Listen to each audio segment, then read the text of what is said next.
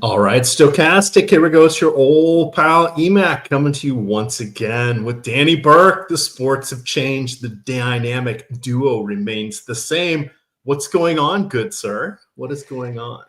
Not too much, EMac. Pumped to have some postseason basketball, some meaningful basketball in the mix after it felt like this last stretch we were kind of all over the place and just a concoction of madness from not knowing what you're going to get throughout lineups. So we have a lot better idea. Happy to be here on the show with you back-to-back days. We made it a lot narrow space in between when we did shows together. So we accomplished that. Hopefully we can accomplish some other things today throughout our lineups. But no, man, as always, happy to be here with you. Yes, indeed. Yes, indeed. It is definitely the turnaround time doesn't get much shorter than what we have now pushed this towards. So that will be fun. I've got up on the screen here the free Stokastic starting lineups page. Let me drop that into the YouTube chat for you all. We are also broadcasting on playback right now. We've got the updating NBA OddsShopper Portfolio EV displaying there. You can see that there's quite a few decent wagers, but they disappear rather quickly as things are, for the moment, efficient. We don't really have any injury news for any of our players. Everybody is essentially healthy. Damian Lillard is not going to play today, but he will be returning theoretically at some point this series. He is off his blood thinning medication, and the deep vein thrombosis issue that's always going to be around.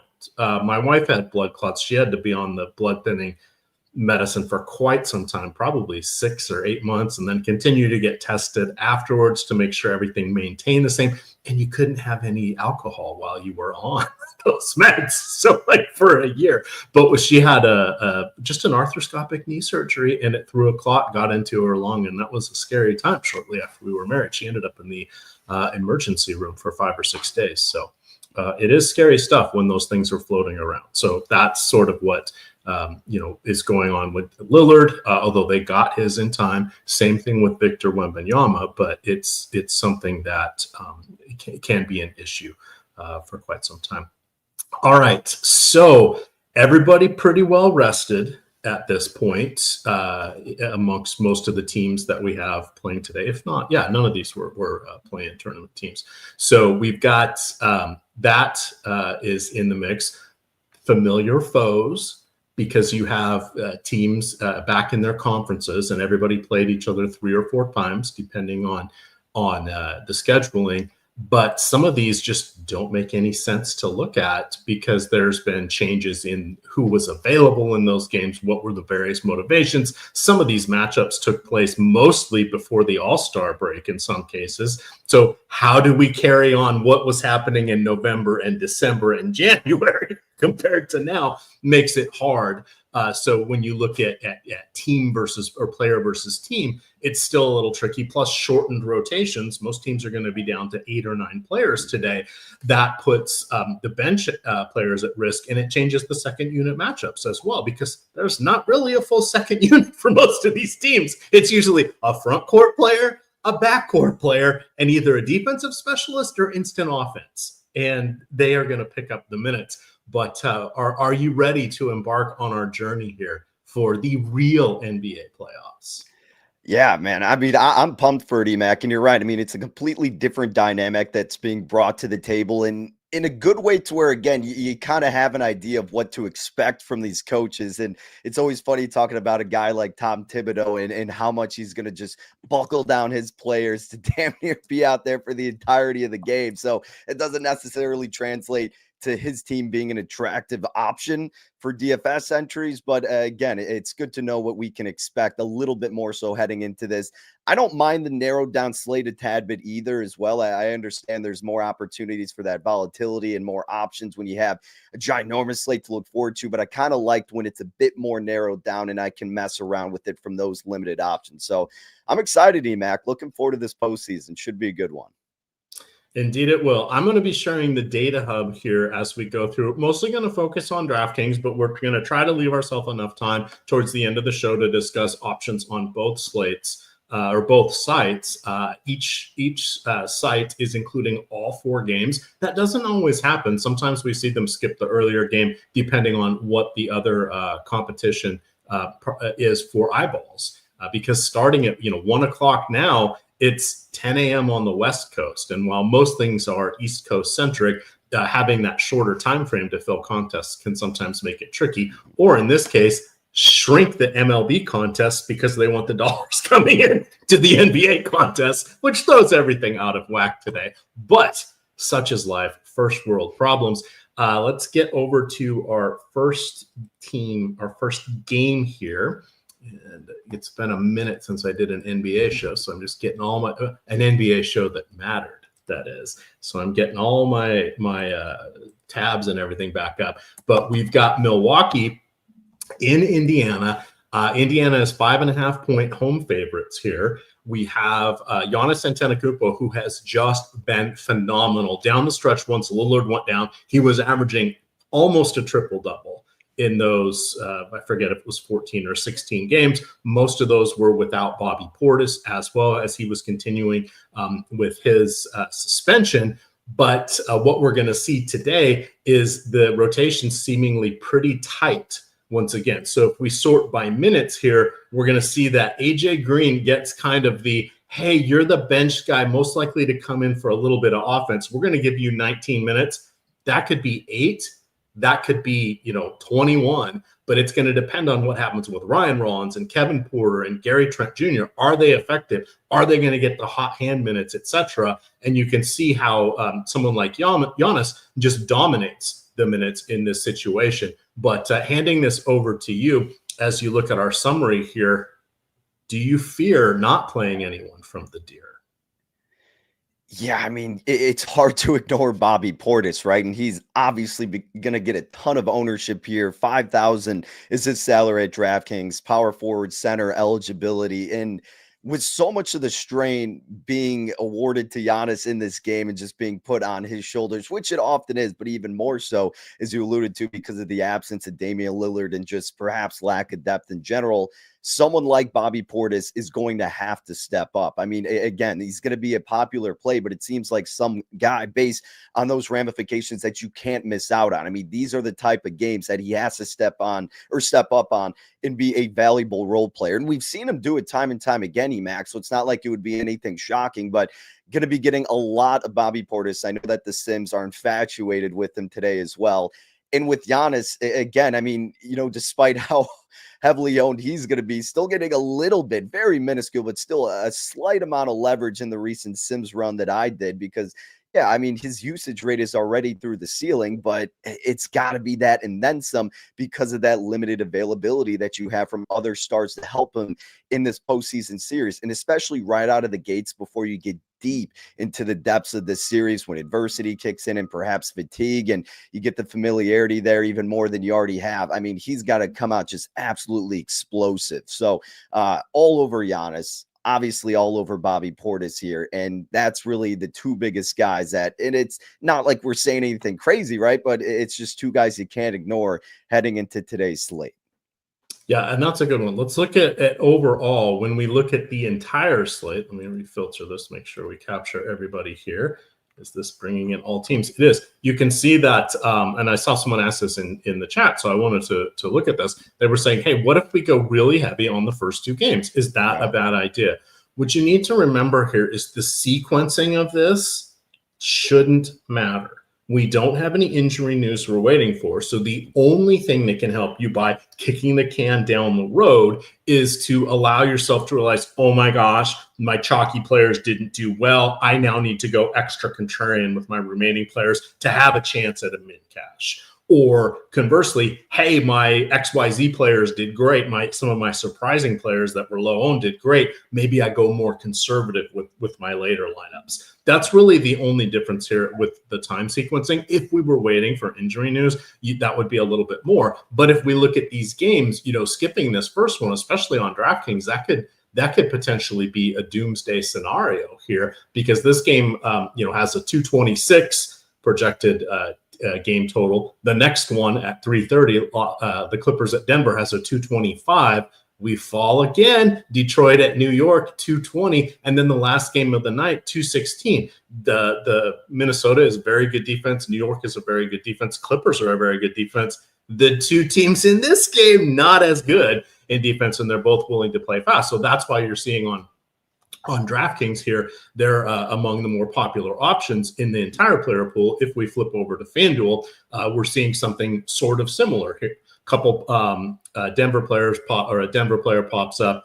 You get Chris Dunn, who's just super cheap. He's kind of our punt guy of the day. He could play anywhere from 10 to 30 minutes today. We have him in at 26, but if he's not making his shots and not being an effective defender, there are other players that the Lakers can go to. So that's where we look at this. You see that the majority of the top options, both from the popularity as well as from the optimal perspective, are heavily weighted really to this first matchup. So that's important information to remember here. And again, we're dusting off these skill sets of what to do on smaller slates, no more free value plays, and tight rotations. And as we saw earlier this week, Zach Collins hardly played at all. Surprised Spencer Dinwiddie in the first game wouldn't have got in unless there was a late action blowout run. He didn't even make the rotation, and he was projected by most sites and pick'em sites to have a 5.5 over under on his assists. He didn't even play 5.5 minutes, right? So there are certain things we're just not going to know about here. These two teams, I think, are a little clearer than most, but as we get down towards their deeper side of the rotations on either side, we're going to lose fidelity. For sure. Anything you want to mention on the Indiana side here? Let me filter to that. Yeah, I mean, when you're looking at Indiana, I mean, you nailed it in terms of this first game. I mean, this is the game to target it. It may feel not as ideal because, like you said, it's that first game, and then you have the rest of the day to wait, but it's the highest total on the board. Indiana's not known for their defensive identity. While they've improved in that regard from the past couple of seasons, it's still a complete liability, and it should just be a back and forth, relatively higher paced battle between these two squads. And again, we know what usage rates we're going to get out of the guys from Milwaukee, but with Indiana, you're getting a little bit better bang for your buck with some of these players. I mean, Nesmith obviously at 4,100 at DraftKings, shooting guard, small forward eligibility. He's going to get some good action. I think he's going to see a lot of exposure. Miles Turner's kind of a tricky one to look at. Now, I'm not in love with the idea of going nuts with Turner, but again, at 6,100, he's certainly an appealing option, EMac, but going up against Giannis and then Brook Lopez and then, Bobby Portis, it does make for a tough matchup, but you're still going to get productivity out of Miles Turner because of his versatility on the offensive side, and then certainly can snag those rebounds defensively. So he still makes for an intriguing option Indiana-wise, but Nembhard, I think, would be a guy to look at that 4,500 range. Point guard, shooting guard, and then Nesmith are probably the two biggest guys that I'm seeing the most of, and a little bit of sprinkle with Miles Turner, but certainly loving a lot more with the top two guys with Portis and Giannis on Milwaukee. And again, I'm not saying anything outlandish here, unfortunately, but that's kind of what happens when we get to this time of the year. We know what to expect from the guys who have been delivering consistently, and based on some of these salaries, Portis, Giannis are going to be the top two, and then sprinkling a little bit then with that Nembhard and Nesmith action. All right, so I'm going to put this link into chat here. This is the DFS Building Blocks article that I wrote up today, because I want to talk for a minute before we head on to the rest of the slate here about the apex predators, the top end options. So forever we've been looking at stars and scrubs builds, right? That's the coveted way to do this, and that's what happens during the NBA silly season, which is just getting longer and longer. And it got in the first week of the season, we already saw rest and maintenance mode for some players. So that is kind of off the table now. But so what it does is it puts a lot of pressure on the stars and scrubs build, because there aren't many scrubs, or there are still scrubs, but we're looking at potential DNPs, single digit minutes, not only single digit fantasy points, but single digit minutes are in play for some of these guys. So that makes it a little tricky. So what I did is I ran the Stokastic single lineup sim, and I did a few different things looking at the optimal lineup. So today's optimal lineup did not have, on either side, didn't have Jokic and it didn't have Doncic in there. And they're the two best or two of the top 3 best projected fantasy point options. If you put Jokic in, you fall down about 10 points off that optimal on DraftKings. Same thing on FanDuel. If you put both of them in on DraftKings, you end up falling like another 4 points. You can still build out lineups there that have good sim ROIs. And I did several that were 60 plus, but the median projection goes way down. And this is why I want to mention this for those that are still on optimizers, are still looking at that fantasy point per dollar, which is a good metric, but it's not taking into account the range of outcomes. On FanDuel, you could actually, if you put both of them in the same lineup, it was barely a point and a half off of one or the other. So FanDuel surprisingly had the right level of salaries that would allow you to put both of them in, still maintain things, and you could even build out a lineup that had a 1% probability of taking down a small field tournament, which isn't too bad when we're looking at that. So the common players across the 2 lineups, Nembhard, Naismith, who was it? I'm blanking on the Gonzaga player, Rui Hachimura was the other one. And there was one extra player on there, but you guys are going to have to sign up for the Stokastic Sims to see who that was. I can't give you out everything on this for free, even though I would like to. But the point is, if you were just looking at it, that, who did I not mention? Giannis, Karl Anthony Towns, LeBron, Kawhi Leonard. A lot of these players just weren't coming in. And it's an interesting dynamic that we don't see because we become desensitized to this silly season here.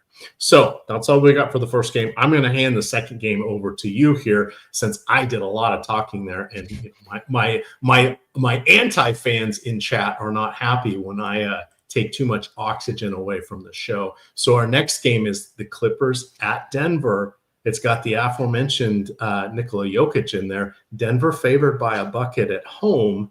Denver very tenuous, fired their coach. This is a tricky spot here. What do you like from this Western Conference matchup?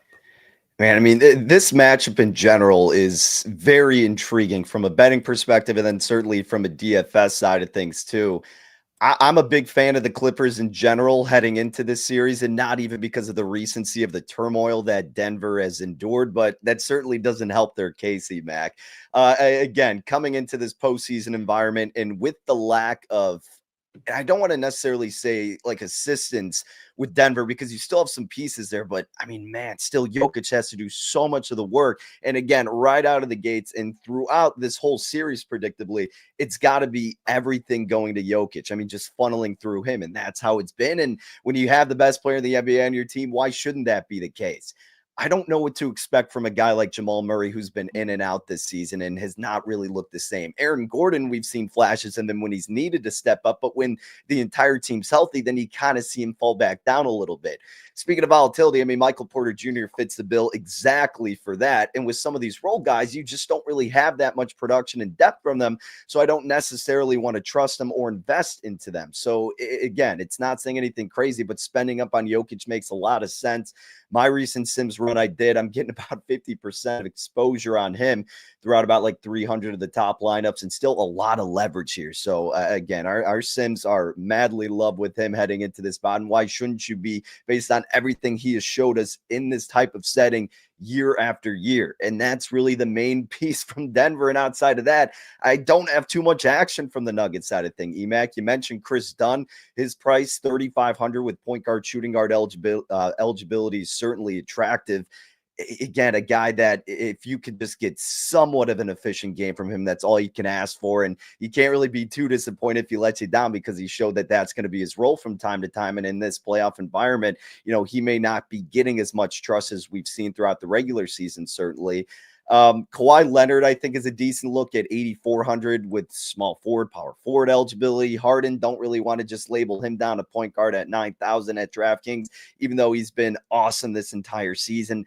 Not really going too nuts with him. I am curious, because I know you also wrote up about him and spoke on him briefly, but with Zubac here, I mean, again, you're getting a pretty good price from him, and I'm not going to stray away from him necessarily, but I do have some hesitation just because of this specific matchup and the fact that all of his focus and so much strain is going to be attributed to limiting Jokic as efficiently as he can. And, it's easier said than done, as we all know. So what is your exposure here with Zubac? Again, I'm not tinkering with him too much, but I'm certainly not, boosting him up by any means. Yeah, and that's a great call out because he was someone we really liked down the stretch. He's having a career season. He's getting a career best in minutes. So, of course, the rest of the counting stats are following there. But he does spend a lot of time guarding Jokic, and that's going to be his main task at this point. Now, does he slow down Jokic? No. Let's see. He held in mid-December, he held Jokic to 30.3 DraftKings points, and I think it was 27 FanDuel points, and Jokic played 30 minutes. The rest of the games, Jokic has 4 60 fantasy point games and 1 75 fantasy point games in their 6 most recent regular season appearances. So while he's not going to be slowing down Jokic, it's taking out his offensive and rebounding stats. So even though in these matchups, and a lot of them, about half of them occurred before he had this increased minutes, he was playing increased minutes against Jokic for these specific reasons. And I think he had 1 game of more than 30 fantasy points. So we obviously have Norman Powell. We've got Harden. We've got Kawhi. There's no real need for Jokic or probably for Zubac to be an offensive option against Jokic. Yeah, if it's there, great. But they'd rather have him harassing him up and down the court, as much as he can for this. So that kind of makes Zubac an unappealing option today. And I wouldn't mind if I had 0 on him. So I don't know where I am going to end up on the Sims, but that's a good key call out there. The other one is Jamal Murray. So remember, he missed 6 games with a hamstring issue, came back for the last 2. He played 31.6 and 24.8 minutes. The hope is another 5 days of treatments, we're going to see him around 30 minutes in these games. But he's someone it wouldn't be a surprise on if this game is somehow out of hand in either direction in the fourth quarter, if they pull him early, right? Why push him? Why run him into the ground when this is game 1 of the playoffs, game 1 of the first round of the playoffs? Similarly, Kawhi Leonard in that same boat. Now, Leonard played some serious minutes down the stretch, including over, I think it was like 44 or 45 in that overtime game. He played like 38 low 40s and then that overtime game. So, but he's also someone they're going to need him fresh for these playoffs if they want to advance. So that's the one fear I have of these starters is if it's not a close game, call off the dogs. You got multiple chances. It's only game 1 here. So that's another thing to call out. Anything else from this game that you want to point out to our loyal audience? And again, we're leaving time for questions at the end, everybody. We're leaving time for other stuff, but these are new matchups. We haven't seen this or with playoff intensity. So that's why we wanted to go game by game. Yeah, I can't say I really have anything additional. It's just, again, you bring up a very valid point with Jamal Murray. I mean, what the hell are we going to get out of him? He easily could just explode in this game and be an immense factor, but I just almost don't want to invest too much before I see. I mean, it's a new coach in the mix. And like you said, game 1, him coming off this injury, how much are you willing to expose of him this early on, depending on how the game plays out? So very little amount of Murray.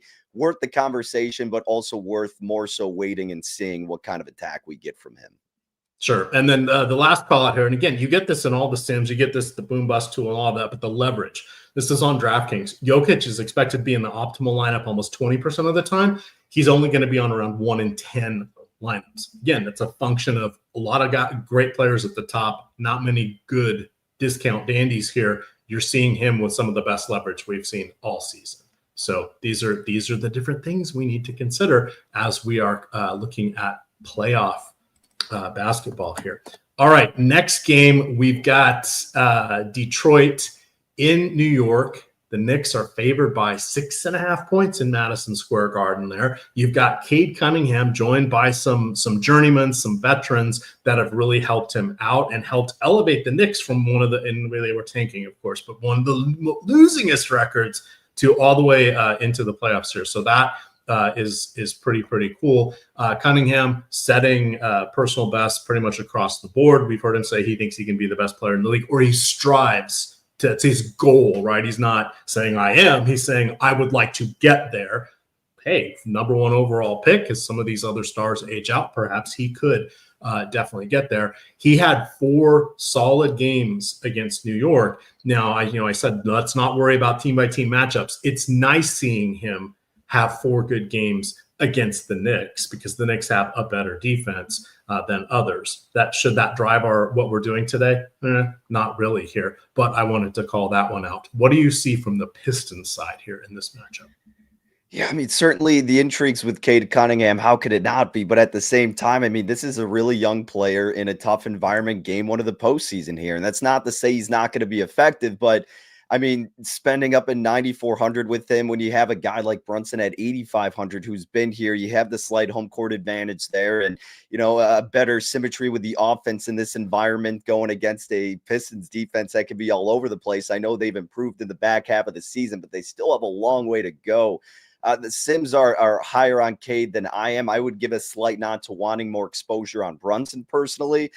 Going a little bit down the line, though, I think Asar Thompson's a good look, certainly at small forward, power forward eligibility, just 5,500.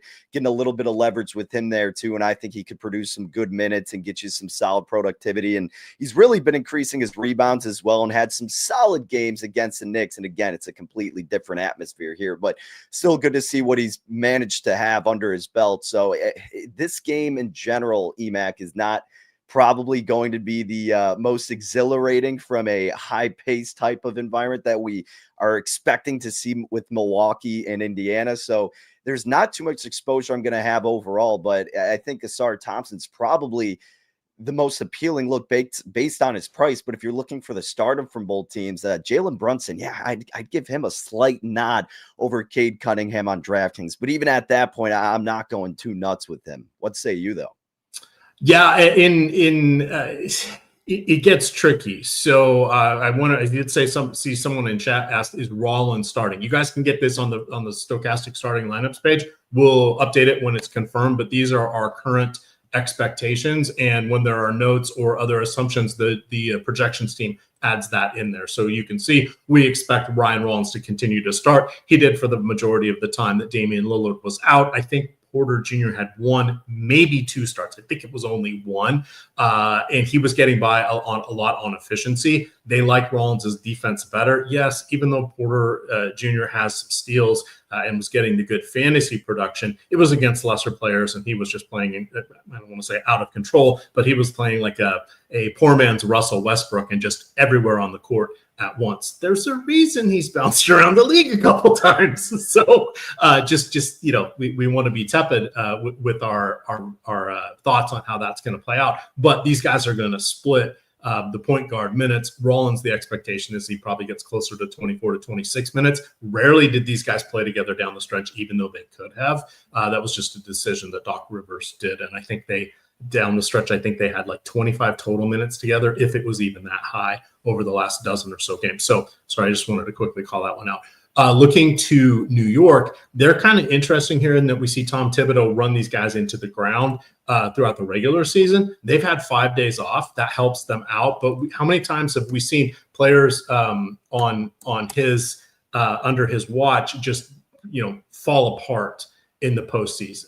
And that's tomorrow's problem. That's next week's problem. That's not today's problem. But you can see it's hard for these guys to get much better than they have been because it's harder for them to get many more minutes than they were already playing. A lot of these minutes we're projecting them for are really close to their season average, which is wild to think about.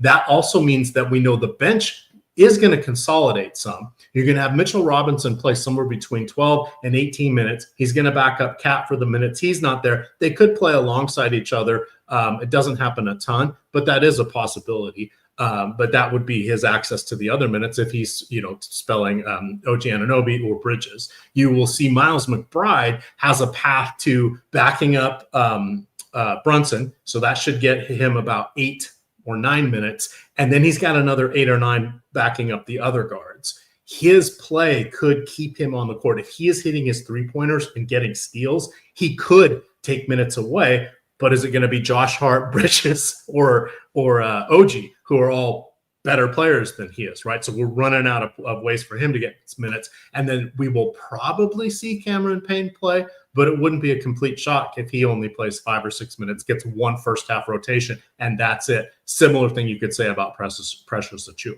I don't really expect either of those guys to play in the second half unless it's mop-up duty. So now we're just looking at what you see is what you get, WYSIWYG there from the Knicks, and we already know that. So is there upside for them? Not sure. And that makes it hard to get excited for them. That's why you see their optimal rates aren't that great, and their median projections are very similar to what they did in the regular season. So long way of answering a lot of questions. Not all of them were asked by you, but I helped myself, shall we say. No, you're right. I mean, look, it's kind of just a straight path with the Knicks of solely relying on Brunson, what we saw last year in the postseason, and now it's going to be a slightly different dynamic with Karl Anthony Towns in the mix, EMac. But aside from that, who's going to be that other role player to step up? Is it going to be Josh Hart that gets you enough to put him in the optimal lineup? Is it going to be OG Anunoby? I know people are mentioning Mitchell Robinson as kind of that dark horse contender, but again, right out of the gates, I'm almost a little bit more on the wait and see approach for this first spot to look if anything's going to be unique with the Knicks, which seldom it is, because again, you know what you're usually going to see from Tom Thibodeau constantly. So not too much action on the New York side, unfortunately. Again, it would really be Brunson or no dice for me in most of my lineups. All right, a quick promotional announcement here. I've got a tweet up here because this was given to me, and they said, "Hey, mention this." This is from Jorge Jacome, who got a $50,000 baseball win yesterday. So in honor of that, we are offering for the next 90 minutes. So when this tweet went out, by the time this show's over, this promotion will basically be done. But you can get any MLB 1 week package for half off. It's promo code George or Jorge, but Jorge. So check that one out. I say Jorge, it's like, well, wait, how are we going to spell it, right? Because that's not how when we see it, we know how to pronounce it. But when you start to spell, you're like, wait, that's not something I type out a lot. How does that work? So enjoy, and hat tip to him. $50,000 is a nice hit there. All right, let's take us to our final game of the night, and then we'll start looking at questions. I'm going to run my sims on the screen so you guys can see what I'm doing for DraftKings and FanDuel. But our final game of the docket here is Minnesota at the Lakers. We've got Luka Doncic, who has been amazing. Sorry, Mavs fans. Melissa, if you're watching, my condolences. Hey, at least DeGrom had a good night last night, despite me saying he was not going to. Despite me saying that, he did. You've got LeBron James. You've got Austin Reeves. You've got a few guys down on the bench there that could be interesting. On the Minnesota side, of course, Anthony Edwards made the leap last year during the postseason. Can he build on this? What do you like here? Start us off with the T-Wolves.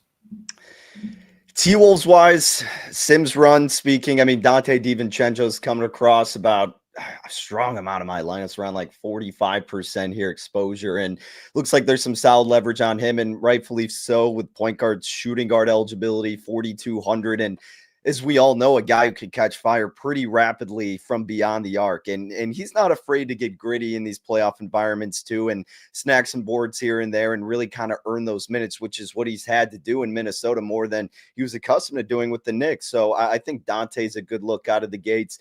Mike Conley at 3,800, also a very appealing option at point guard, I would say, more so than, we were talking about Chris Dunn earlier. I really like Conley here. Again, you get the veteran presence of somebody who's been here, who knows how to remain calm in the moment. It seems kind of weird to, talk about the setting so specifically, but it's game one of the postseason. And sometimes you get these guys playing a little funky and they feel a little bit out of their element before they get settled in. But Conley's not really a guy who should be flustered by that. So with his price at 3,800, I think is a very, very strong look. Anthony Edwards, 16% exposure is what I'm seeing, EMac, and a slight amount of leverage here. But I am curious how the Lakers are going to attack him from a defensive standpoint here right out of the gates.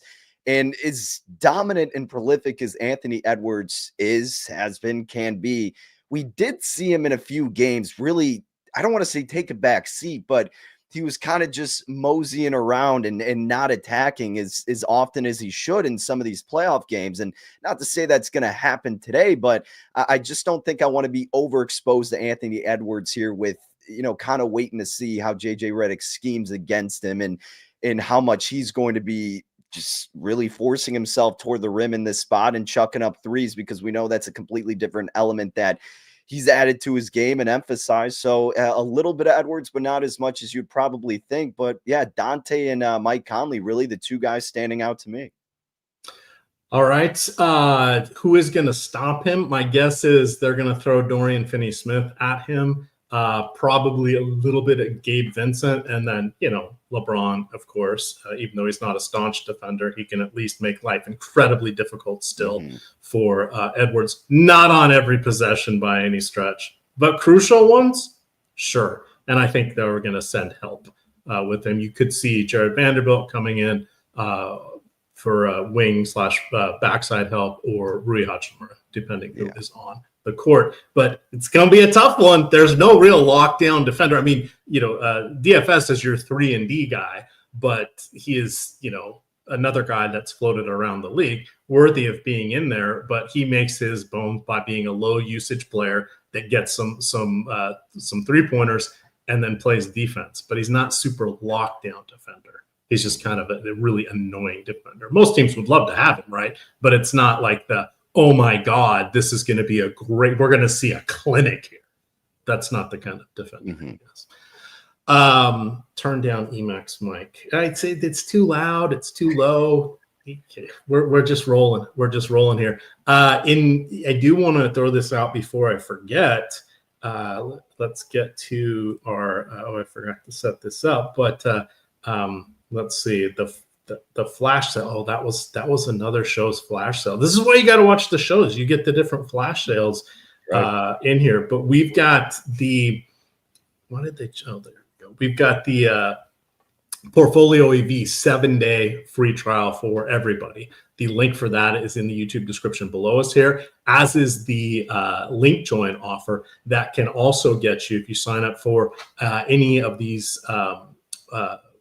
sites on the screen, as well as NoVig is in that mix now. I'll drop that link into the chat. If you follow the instructions here that are on the screen, you will get 1 free month for each site that you sign up for of single sport sims, the max package, but for the single sport. So that works perfectly for NBA. You can do it for MLB, or you can flip that over to Portfolio EV for a month free, if you so choose. All right, last of the ads.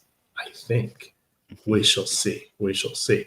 Let's see. In the meantime, take us through the Lakers as I fix our screen here, because I'm producing and not doing a good job.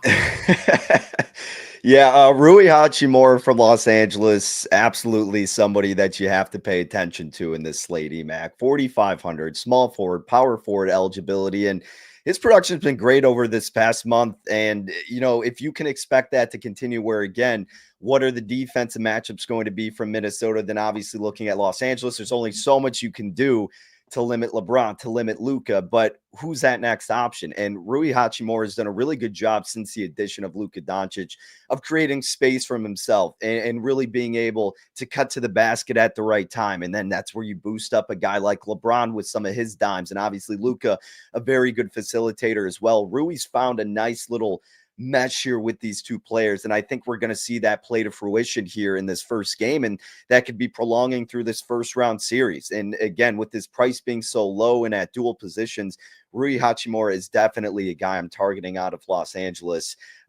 Not too much leverage with a guy like LeBron James per se. Again, I'm not going to knock anybody for putting LeBron in there. I would have a little bit more attraction toward Luka, but then obviously, you're spending up a ton with him just at point guard on DraftKings, and then you got to decide for yourself if you want him versus spending up on the guys like Jokic and Giannis. So obviously it's going to filter out in different ways, but Yeah, I mean, there's more of a conversation to be had with the depth from Minnesota today than Los Angeles, and that's really going to be the theme of them, and has been the theme since the addition of Luka. So again, it's really Rui's the top guy that I'm targeting, and outside of that, I mean, I'm not going to dispute anybody on getting a lot of love for Luka and LeBron. How can you? But outside of those three guys, not really anybody else worthy of a conversation, in my opinion. All right. I see someone saying that Jaden McDaniels could break the slate. Yeah. We did see him last year do rather well with offense when given the chance. He is more or less a lockdown defender. Now he's going against, he can hold his own against LeBron. Luka, well, an all-time great, but McDaniels is a long-time or is a terrific defender. And even when DiVincenzo was out, we saw him pick up additional scoring responsibilities. So do they need him? Does he take it? Does he grab the brass ring? We shall see. Of course, he's got a little dog in him. He's University of Washington Husky, my alma mater. See what I did there? Yeah, I'm hip. People say I'm a boomer in chat. No way. No chance. I love it. All right. So we've hit on the whole slate here. Any surprises as we talked our way through? I'm going to set up the Sims here. I'm going to do a Sims run, that what I will be entering into my contests on FanDuel, and then I will do DraftKings for everybody. But I'll put this on the screen. In terms of like surprises, yeah, I wouldn't say necessarily any surprises. I think it's just the things to keep an eye out for and that have really been standing out to me since we've been talking, EMac, is I think the Jamal Murray conversation and just overall watching him is going to be fascinating, how it plays out in game one and how, his price, how much it may differ based on what we've seen from that performance. And if this is a guy we're completely changing our conversation around heading into game two.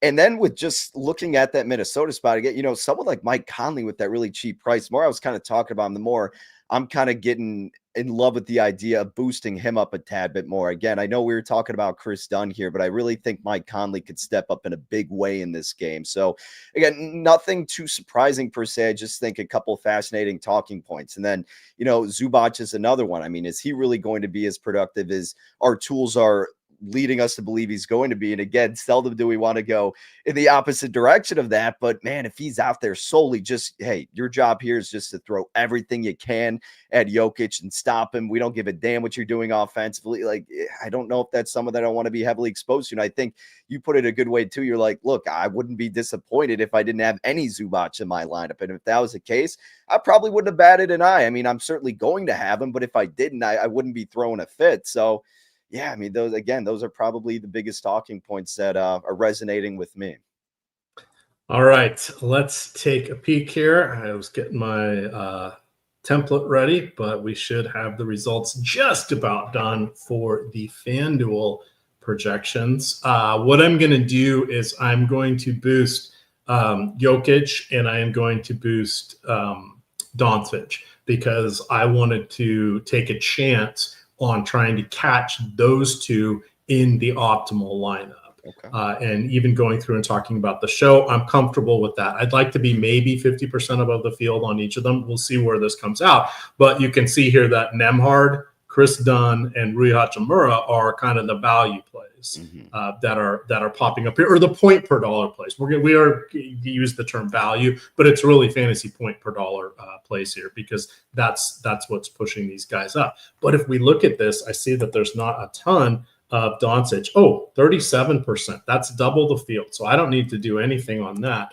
But if I look at Jokic here, also significantly above the field. Okay, they were just hidden down below in a little bit below where I scrolled down here. We talked about that first game having a lot of the good point per dollar plays. I'm good leaving those guys in. You mentioned Mike Conley. This is the situation where he's going to be out there more now. He's no longer a high usage player. He hasn't been for years, but he can call his own number when needed. And he can kind of play within himself. What is this, like his age 37 season or whatever it is? But I think he's 42 or 43 on 44 on FanDuel. I think he's 3,800 on DraftKings. So that makes him a little bit appealing there. So I don't want to run this just perfectly without touching anything here. So I'm going over here to the ROI boosts. I am going to give Doncic 1 click, and I'm going to give Jokic 1 click, and then we're going to see what that does. And I will go with it most likely. So Jokic, if I can spell his name right, he went up 3% with my 5% ROI boost. Doncic may not have moved too much. Doncic went up about 2%, 3%. I think he was 38 or 39 when I did that. So that works for me. Hey, it's in line with my article, and I'm going to download those, and we shall ride. It'll be interesting. It'll be interesting. I will kick off one of these now for FanDuel or for DraftKings. Get back over there. Let's see. Sometimes I have a little trouble with that. So let's go back to the home page and then re-enter the Sims, and we shall be good. All right. We are 15 minutes away. Are you feeling nervous about not having enough of a player or too much of a player? I think which player is that, or are they? I think maybe for having too much of a player, it may be Bobby Portis may end up being that guy. That may be someone where I'm going to have a healthy dosage of him, and he could just throw a dud out there, obviously. And yeah, that's going to just completely ruin everything. So that's where I'm a little nervous. Someone that I'm thinking maybe I'm going to miss out on would be, it's a good question. I don't know if I'm going to miss out on him too much, but I think there's obviously a big chance for Tyrese Halliburton to be incredibly efficient in this game today. So I may personally boost him up a little bit. Right now, I don't have too much of him per se, but I think I may give him a tick up before we get closer to tip EMac. Cade Cunningham might be someone as well who I'm not actually going to have that much of. And he obviously being who he is and what he needs to do is someone who could just explode and be in the optimal lineup. And I probably won't have too much exposure from him. So yeah, maybe it's going to be Cade Cunningham, honestly. And we keep going back to it a little bit, but I wouldn't be shocked if Jamal Murray just returns to the old Jamal Murray and we're just kind of, completely neglecting him in this game one and overthinking a lot of things. That would be my concern. I think we'll be fine, but I suppose you could throw that one in there as well. All right. Those good call outs. A couple other players we didn't really mention. Rudy Gobert. Does he continue to flash the offense that he did down the stretch? That was kind of a bit of a surprise. Julius Randle, remember me game, the Lakers were his original team, right? Does that count for anything? There's a lot of players we actually didn't talk about, which is a little weird, considering that there are so many stars going today. Yeah, Julius Randle he's an intriguing option. Not necessarily from kind of like a revenge factor, but you coincide him having a really strong game if you like the Timberwolves. I think if you believe that, and this may seem kind of stupid to say, but you're still obviously getting a lot of efficiency from guys, even if you're kind of getting beat up there. Oops, as I can't handle my mic. With Julius Randle, though, I think he more coincides with if the Timberwolves are in control of this game and they're going to sneak a win, one of these first two games in Los Angeles, I think that is a good time where you're going to see Randle really pop up and prove to be a huge piece and a huge reason why. Is that going to be this game or the next game? I don't know. So again, it's more of a wait and see approach with him, but definitely not knocking anybody who may be heavily invested in Julius Randle in this spot. All right, let's take a peek here. Ran the DraftKings. Doncic coming in at the field at 10%, but I am massively over on Jokic. 86% of my lineups, that feels just a little bit aggressive.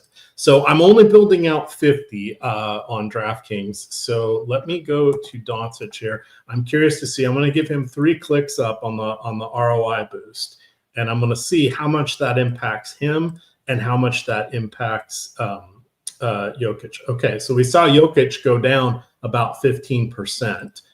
Let's see if most of that landed back on Doncic. It did. So basically, just by doing that little tweak, ran these guys over together. I'm going one more onto Doncic there, and I also want to make sure that do I have LeBron James? Oh, two for the old guy, and let's also look at Anthony Edwards. with the field. I want to be a tiny bit over, and then Daniel or McDaniels. I'm matching the field there. We'll give him 2 clicks for my alma mater. So now I'm going into the late game. And what did we say? We like the earlier games better, and it shouldn't matter the timing of these. But that is not why I was adjusting those things. But look at Portis. Is now my top player. Jokic fell down. I'm still massively over the field, so I'm comfortable with that. Then we got the Neesmith guys. What else do we have? Where did Doncic end up? 36% Doncic. So let's ride with that. I'm going to put my 50 lineups in. And look at that. We got 11 minutes to go. For those of you playing baseball, it is important to understand that the DraftKings locks at 105 for their early slate. They're going all the way through the 4 o'clock games.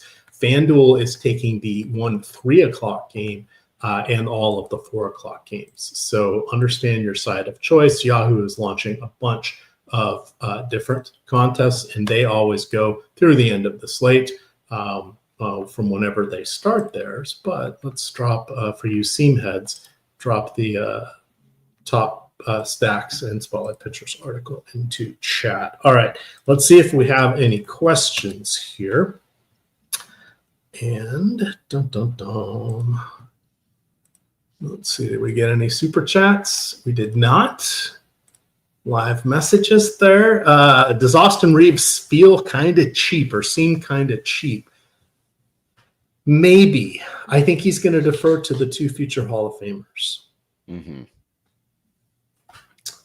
I would agree with that. Yeah, I don't think this is the game where you really need to get heavily involved with Austin Reeves. I think the more intriguing conversation between this game that I'm seeing getting brought up in chat a lot is the Rudy Gobert aspect. I mean, certainly the Lakers are thin in terms of their big men. And yeah, I mean, Rudy Gobert easily could just find himself with a double-double as we're heading into the middle stage of the third quarter, and that wouldn't shock anybody. So yeah, Rudy Gobert's more someone that now I'm kind of teetering with. The more that it gets brought up, I'm like, hey, maybe Rudy is a really good center option at 6,700 here, EMac. Do you potentially consider the pick'em sides or a double-double wager, a PRA? Because you could always find those best numbers there on Portfolio EV free if you haven't signed up yet. The link is in the YouTube description below us here, but I will let you answer that question since you are the resident sports wagerer. Yeah, let's take a look and see where Rudy's. I'm just a social donk that throws money at things I want to root for. So.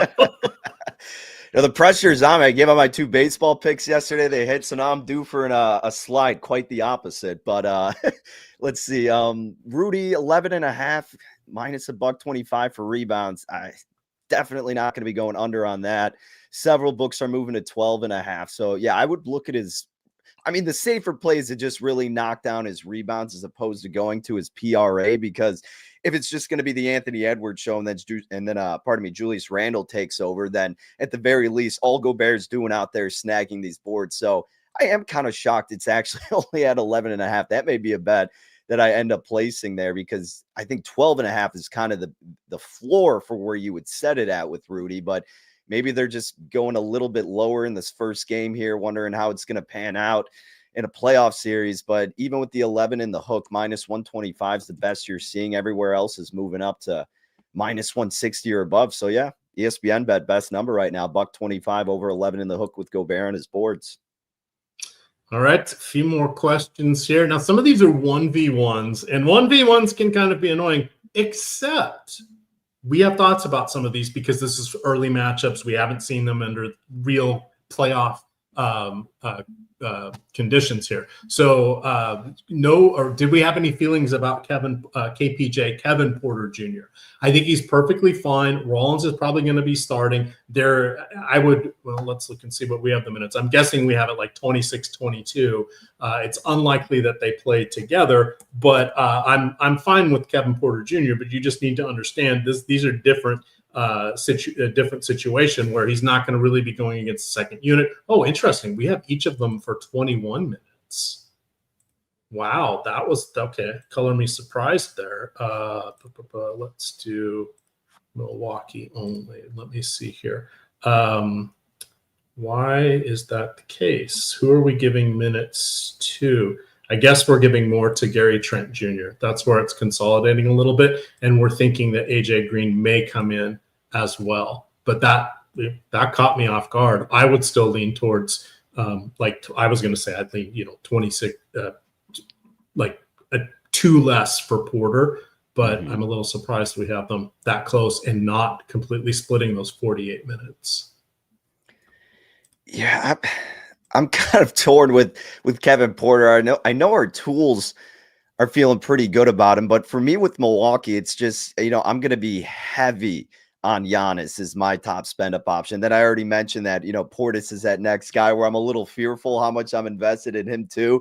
So I probably won't be getting too much KPJ and not really passionate enough, unfortunately, for the sake of this question, to sway anybody one way or the other. So I would more so defer to you on KPJ EMac, but yeah, again, not much of enough stance to make it worthwhile for me on him. Yeah, they're tertiary plays. I mean, we had some great moments with them, especially on the last couple weekends of the regular season, but we're looking at different environments now. Let's see. Chad is asking you, or I'm looking at Discord here. What are Conley's minutes? 25. That seems about reasonable, but you can say we're projecting him for 19 DraftKings points. It's about right at 3,800. That's what's getting him into lineups here. 25% ownership, 22% optimal. So he's pretty neutral when it comes to the leverage here, but he's kind of one of the better discount players because the expectation is he plays a little over half the game, which is kind of what he was doing in close games down the stretch. Were they going to throw him out there for a ton of minutes? No, because he's not really at much of a defender at all anymore. But he can take care of the ball and not turn it over. But if it gets to super crunch time, they'd rather have McDaniels out over him. He can sort of handle the ball. He can bring it up. Anthony Edwards can kind of run the offense.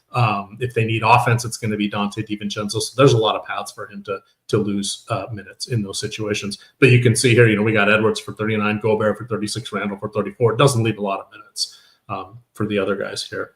What is Cade Cunningham and Nickeil Alexander-Walker, or Bridges and Anunoby? So Nickeil Alexander-Walker is sort of like the light version of Jaden McDaniels. He's a decent defender, replacement level, everything else. But you see him, we're giving him 24 minutes. It's hard to get super excited, but if he lucks into 2 steals and a block at 3,600, now we're talking. Right? Is that going to happen?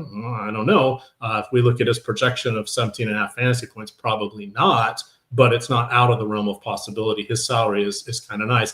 We mentioned we do, both of us like Cade Cunningham. When you get to Bridges and Anunoby, they're going to play about their regular season minutes with about their regular season projections. Is it safe?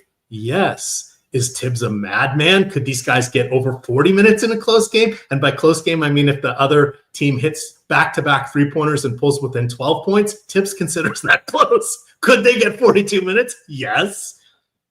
I'd take the first combination. Long way of answering that one, but I think that's a good example of higher range of outcomes versus safety on that one. What else do we have?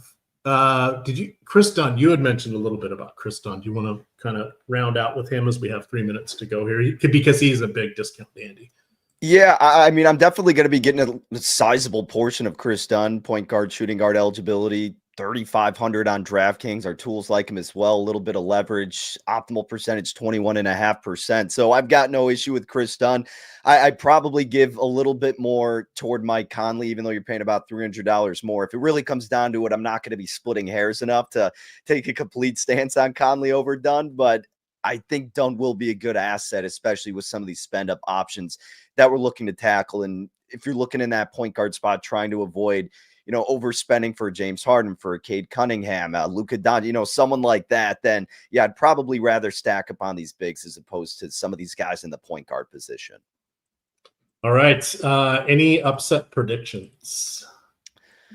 Well, so some of the series bets that I did, I actually have the Clippers. Oh yeah, series bets. Sorry, that's a better way. No, you're good. I was just going to correlate it with it. I did the Clippers on the series spread, so minus a game and a half. They either sweep, they win in 5 or in 6 games against the Nuggets, and it's not even. And I feel like I have to preface this because a lot of people kind of look at this now as the recency bias of everything crazy that's happened with Denver, but that's not even the case because I was high on Denver this year going into it. EMac, I thought last year was a championship hangover. As much as we want to say about Westbrook, at least he was an addition off the bench. And then I figured they would add another valuable piece near the deadline. That didn't happen. And not only did that not happen, then you fire your coach, your GM's gone. They're kind of just in disarray right now. While the Clippers have been consistent all year, have a lot more depth, the defense has been strong. And if you get Kawhi Leonard to play close to 30 minutes and be somewhat of the old Kawhi, man, this team, their ceiling as the Western Conference Finals is crazy as it seems. It's a tough draw than having to go against OKC, so not as much, but that was my original sentiment. Nevertheless, in this matchup, EMac, long-winded, I like the Clippers -1.5 series spread. Even if they lose this game, I'll probably go back and get a better adjusted price on the Clippers to win this over the Nuggets. Some other things. I mean, I love over 5.5 games for the Lakers and the Timberwolves. -165 was the cheapest price I saw. I get it's not appealing to lay that chalk, but I would be shocked if this series does not go 6 or 7 games. I think the Timberwolves are getting overlooked a little bit, so I think they're the underdog play to win outright today. Pistons and Knicks also like them over 5.5 games. That's my other bet that I had. All right, we are at lock here. So thank you everybody for tuning in. We had a ton of viewers. We were up over almost at 1,500. So thank you for coming in here on Saturday. For those of you that are in Discord, I will be around. I can answer some baseball questions on the homepage. Of course, you've got the Spotlight Pitchers Top Stacks article covering the main slate, which did just lock for DraftKings, but the team you wanted, or is about to, the team you want to play there quickly is the 105 game. Go with the Phillies against Cal Quantrill in the afternoon action. I really like Tampa. It's going to be almost 90 degrees here. Remember, they're playing outdoors, and they were going against Carlos Cookie Carrasco. Had an okay start in the last game, but he's still in his 16 innings has given up 5 doubles, 5 earned runs, 5 walks. That's a problem when you're playing in a hitting-friendly park in a good situation. And then, of course, I got the late slate on there, which is the 7 o'clock slate, but there's only 4 games tonight, which is why we aren't doing a baseball show. But if you're in Discord, I'm happy to answer questions there. And then if you got the tools here, you guys can answer the questions yourself. But we're going to get on out of here. So follow us on Stokastic to get all of the flash sale fun, because we just did 50% off baseball. That's going to end in about 10 minutes here. 50% off any 1-week baseball package. Promo code Jorge. Check that out under Stokastic_COM over there on Twitter. With that, gamers, I will turn the games on in playback. Good luck.